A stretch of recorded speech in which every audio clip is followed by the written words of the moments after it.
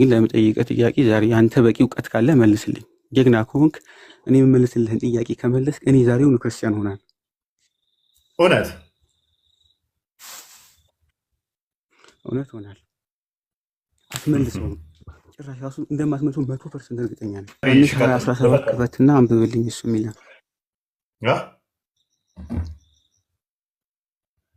ራስ አንብብ። ምን ይላል? ዮሐንስ ወንጌል ላይ ስትጠይቁ እኔ አለማፈራችሁ እኮ ያስቀኛል። ኦኬ አንብበዋል ይህን ክፍል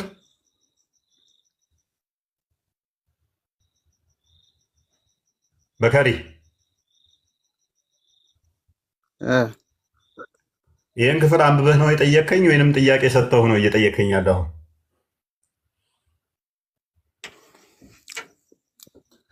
እኔ መልስልኝ። አሁን እኮ ሌላ ነገር አይደለም። ይሄንን መልስ አብራራልኝ ያልኩህ አይደለ?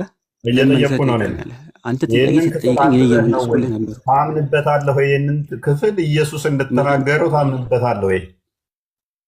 ማታምንበት ከሆነ ለምን ትጠይቀኛለህ? እኔ ስትጠይቀኝ ልክ እንደመለስኩልህ አንተም መመለስ ብቻ ነው ያለብህ እንጂ ጥያቄ መጠየቅ የለብህም። ስትጠየቅ ካላወቅኩ አላወቅኩትም ማለት ያለብህ ግን ክፍሉን አንብበኸው ነው ወይ? ኢየሱስ ክፍሉን አንብበኸው ነው ወይ? ኦኬ ስንት ነው? ምንድን ነው የጠየቀኝ? ዮሐንስ ወንጌል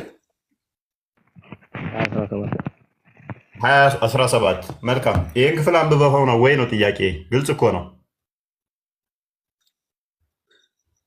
ኦኬ ያንም እኮ ማንበብ አይጠበቅብንም። ሳታነብ ለምን ትጠይቀኛለህ ታዲያ? ሳታነብ ለምን ትጠይቀኛለህ? ዝም ብለህ ጥቅሱን ብቻ ነው የምትጠይቀኝ? እኔ ጠየቅኩህ አይደለ? አንተ ያንን ነገር ማስረዳት ነው ያለ። ማይኩን ያዝ። እሺ አንድ አዳምጥ ያዝና ክፍሉን ሙሉ አንብቡት እናንተ ሙስሊሞች። ይህንን ክፍል ስትጠይቁ ምን እንደሚያሳየው እስልምናን ሐሰተኛ እንደምታደርጉልን ይሄ ክፍል ኢየሱስ የተናገረው ነው ብላችሁ ስታምኑ ይሄ ክፍል የሚያወራው ምንድን ነው? ክርስቶስ ከሙታን ከተነሳ በኋላ ነው። ክርስቶስ ሞቶ ተነስቷል ብለህ አምነህ ነው ወይ ይህን ክፍል የምትጠቅሰው? ይሄ ክፍል የሚነግረን ምንድን ነው? ክርስቶስ ሞቶ ተነስቶ ያለ ክፍል ነው። ስለዚህ እስልምናን እንጦሮጦስ ይከተዋል ማለት ነው። ሱራ